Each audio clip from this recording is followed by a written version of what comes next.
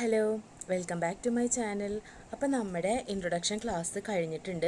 അപ്പോൾ എല്ലാവരും ആ മെറ്റീരിയലൊക്കെ റെഡി ആക്കിയിട്ടാണ് ഇരിക്കുന്നതെന്ന് വിചാരിക്കുന്നു. അപ്പോൾ എല്ലാവരും വീഡിയോ കണ്ടിട്ടുണ്ടാവും. കാണാത്തവർ കാണുക, ഫസ്റ്റ് ക്ലാസ് കാണുക, എന്തൊക്കെ മെറ്റീരിയലാണ് വേണ്ടത് നോക്കുക, അതൊക്കെ എല്ലാവരും മേടിച്ച് വെക്കുക. അപ്പോൾ നമുക്ക് ഇന്നത്തെ ക്ലാസ്സിലേക്ക് പോകാം. ക്ലാസ് എന്ന് പറഞ്ഞിട്ടുണ്ടെങ്കിൽ ഫസ്റ്റത്തെ സ്റ്റിച്ചാണ് ഇന്ന് ഞാനിവിടെ ചെയ്ത് കാണിക്കാൻ പോകുന്നത്. റണ്ണിങ് സ്റ്റിച്ചാണ്. അപ്പോൾ നമുക്ക് റണ്ണിങ് സ്റ്റിച്ച് എങ്ങനെയാണ് ചെയ്യുന്നത് നോക്കാം. അപ്പോൾ ആദ്യം മെറ്റീരിയലൊക്കെ റെഡിയാക്കി വെക്കുക, എന്നിട്ട് നമ്മൾ ഇത് കാണുക. അപ്പോൾ നമുക്കതുപോലെ ചെയ്ത് നോക്കാൻ പറ്റും. അപ്പോൾ വീഡിയോ കാണുക, സപ്പോർട്ട് ചെയ്യുക. ഇതുവരെ സബ്സ്ക്രൈബ് ചെയ്യാത്തവരാണെങ്കിൽ എൻ്റെ ചാനൽ സബ്സ്ക്രൈബ് ചെയ്യുക, വീഡിയോസൊക്കെ കണ്ട് ലൈക്ക് ചെയ്യുക, ഷെയർ ചെയ്യുക. അപ്പോൾ നമുക്ക് നേരിട്ട് എങ്ങനെയാണ് റണ്ണിങ് സ്റ്റിച്ച് ചെയ്യാമെന്ന് നോക്കാം. അപ്പോൾ ഇതേ നമ്മുടെ മെറ്റീരിയൽ ഇവിടെ എടുത്തിട്ടുണ്ട്. വെള്ള കളറ്, വൈറ്റ് കളറ് പോപ്ലിൻ ക്ലോത്താണ് ഞാൻ എടുത്തിട്ടുള്ളത്. ഇതിന് നമുക്ക് ആദ്യം കട്ട് ചെയ്തിട്ട് ഒരു സ്റ്റിച്ച് ബോർഡ് ഉണ്ടാക്കണം. ഇത് എല്ലാ സ്റ്റിച്ചും നമ്മൾ ഒരുമിച്ച് ചെയ്യുന്നത് സ്റ്റിച്ച് ബോർഡിലാണ്. സ്റ്റിച്ച് ബോർഡിൽ ചെയ്ത് കഴിഞ്ഞിട്ടാണ് നമ്മളത് മോട്ടീവിലേക്ക് മാറ്റുന്നത്.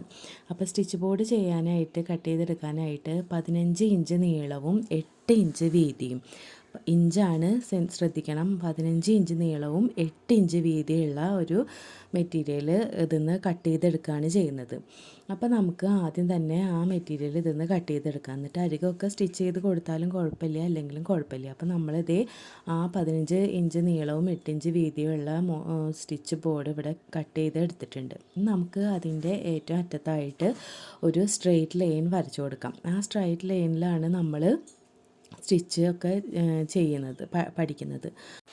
എന്നിട്ട് നമ്മൾ അതിൻ്റെ എംബ്രോയ്ഡറി ത്രെഡ്, ഞാനിവിടെ എടുത്തിട്ടുള്ളത് ആങ്കർ ത്രെഡ് തന്നെയാണ്.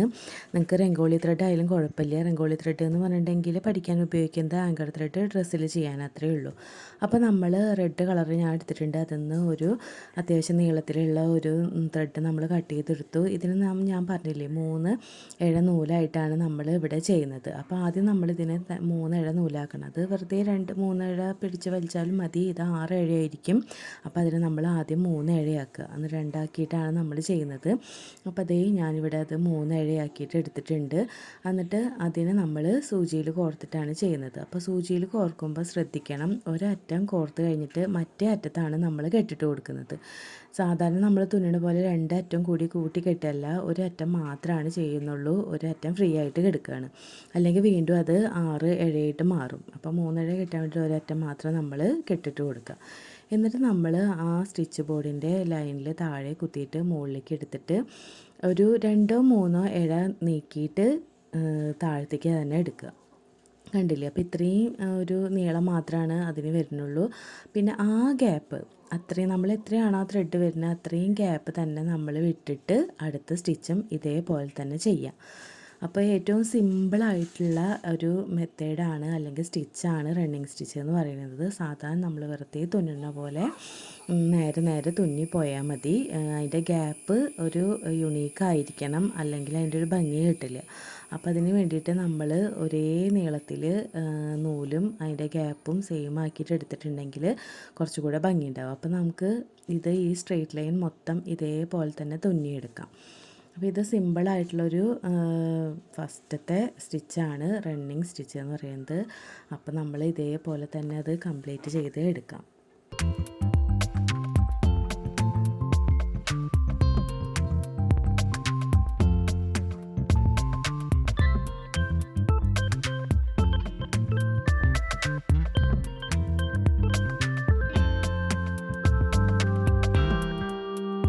അപ്പോൾ നമ്മളിത് സ്റ്റിച്ച് ബോർഡിൽ ഇത് ചെയ്ത് കഴിഞ്ഞിട്ടുണ്ട്, ആ സ്ട്രെയിറ്റ് ലൈൻ. അപ്പോൾ എന്നിട്ട് നമുക്ക് ഏറ്റവും ലാസ്റ്റത്തെ സ്റ്റിച്ചിൽ താഴത്തേക്ക് എടുത്തിട്ട് നമ്മൾ കെട്ടിട്ട് കൊടുക്കണം. അപ്പോൾ കെട്ടിടുന്നേക്കാളും മുന്നേ എല്ലാ ഭാഗവും നന്നായിട്ട് വലിച്ചിട്ട് ചൊളിവൊന്നും ഇല്ല എന്ന് ഉറപ്പ് വരുത്തിയതിന് ശേഷം മാത്രമാണ് നമ്മൾ കെട്ടിട്ട് കൊടുക്കാൻ പാടുള്ളൂ.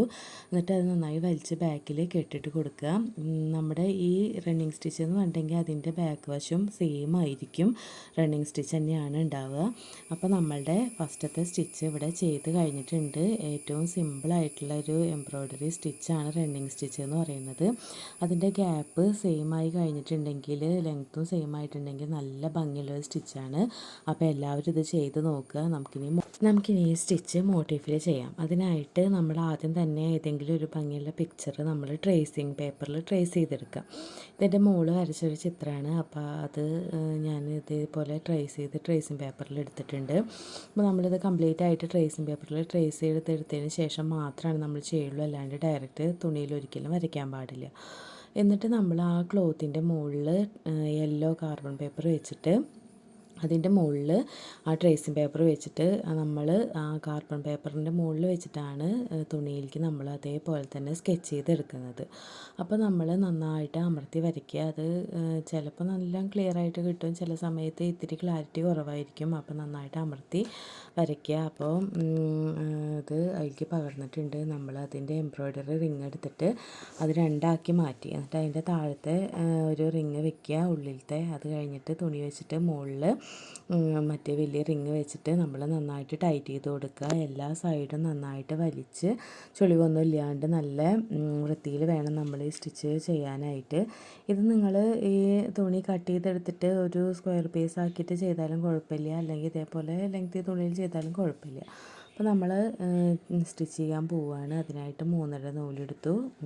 കോർക്കുമ്പോൾ ശ്രദ്ധിക്കേണ്ട കാര്യം, ഒരു സൈഡ് മാത്രം നമ്മൾ കെട്ടിട്ട് കൊടുക്കാൻ പാടുള്ളൂ, മറ്റേ എൻ്റെ എപ്പോഴും ഫ്രീ ആയിട്ട് ഇടണം, അല്ലെങ്കിൽ വീണ്ടും അത് 6.5 പോവും. അത് ശ്രദ്ധിക്കുക. അപ്പോൾ നമുക്ക് സാധാരണ നമ്മൾ നേരത്തെ ചെയ്ത പോലെ തന്നെ ആ ലൈനിൽ കൂടെ സിമ്പിളായിട്ട് സ്റ്റിച്ച് ചെയ്ത് പോവുക.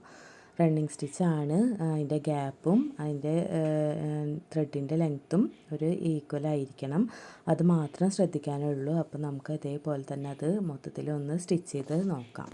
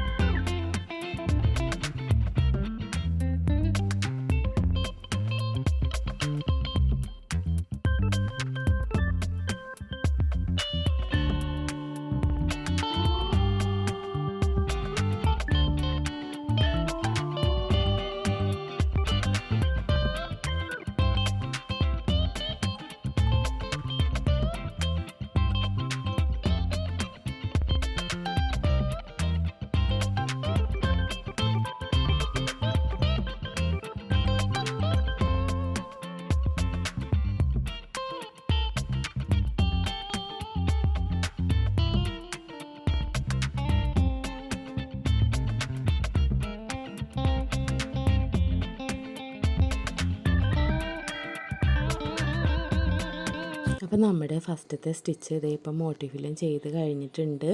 അപ്പോൾ എല്ലാവരും ഈ സ്റ്റിച്ച് ചെയ്ത് നോക്കണം. വളരെ സിമ്പിളായിട്ടും നമുക്ക് എളുപ്പത്തിലും ചെയ്തെടുക്കാൻ പറ്റുന്ന ഒരു സ്റ്റിച്ചാണ് ഈ റണ്ണിങ് സ്റ്റിച്ച് എന്ന് പറയുന്നത്. നമ്മൾ സാധാരണ തുണിയിലൊക്കെ തുന്നുന്ന പോലെ തന്നെ നമുക്ക് ഏറ്റവും എളുപ്പത്തിൽ ചെയ്യാൻ പറ്റും. അപ്പോൾ നിങ്ങൾ നല്ല നല്ല ചിത്രങ്ങൾ തിരഞ്ഞെടുക്കുക, ഇതേപോലെ ട്രേസിങ് പേപ്പറിൽ ട്രേസ് ചെയ്തെടുത്തിട്ട് തുണിയിൽ ചെയ്യുക. അപ്പോൾ എല്ലാവരും ഈ വീഡിയോ കാണണം, സബ്സ്ക്രൈബ് ചെയ്യണം. എൻ്റെ ചാനൽ ഇനിയും സബ്സ്ക്രൈബ് ചെയ്യാത്തവരാണെങ്കിൽ സബ്സ്ക്രൈബ് ചെയ്യുക, എന്നെ സപ്പോർട്ട് ചെയ്യുക. ക്ലാസ്സിൽ എന്തെങ്കിലും ഡൗട്ട് ഉണ്ടെങ്കിൽ നിങ്ങൾക്ക് ചോദിക്കാവുന്നതാണ്. അതേപോലെ തന്നെ എന്തെങ്കിലും നിങ്ങൾക്ക് തിരുത്തലുകളുണ്ടെങ്കിൽ എന്നെ അതും അറിയിക്കാം. അപ്പോൾ എല്ലാവർക്കും ഈ വീഡിയോ ഇഷ്ടപ്പെട്ടു എന്ന് വിചാരിക്കുന്നു. ഇഷ്ടപ്പെട്ടിട്ടുണ്ടെങ്കിൽ എൻ്റെ വീഡിയോ ലൈക്ക് ചെയ്യണം, ഷെയർ ചെയ്യണം. പിന്നെ ഒരിക്കൽ കൂടി സബ്സ്ക്രൈബ് ചെയ്യാത്തവരാണെങ്കിൽ സബ്സ്ക്രൈബും കൂടിയും ചെയ്യാം. അപ്പോൾ ഇനി നമുക്ക് അടുത്തൊരു സ്റ്റിച്ചായിട്ട് വീണ്ടും അടുത്ത ക്ലാസ്സിൽ കാണാം. അപ്പോഴേക്കും നിങ്ങളെല്ലാവരും ഈ റണ്ണിങ് സ്റ്റിച്ചൊക്കെ പഠിച്ച് വെച്ചിരിക്കുക. അപ്പോൾ താങ്ക് യു. നമുക്ക് വീണ്ടും കാണാം.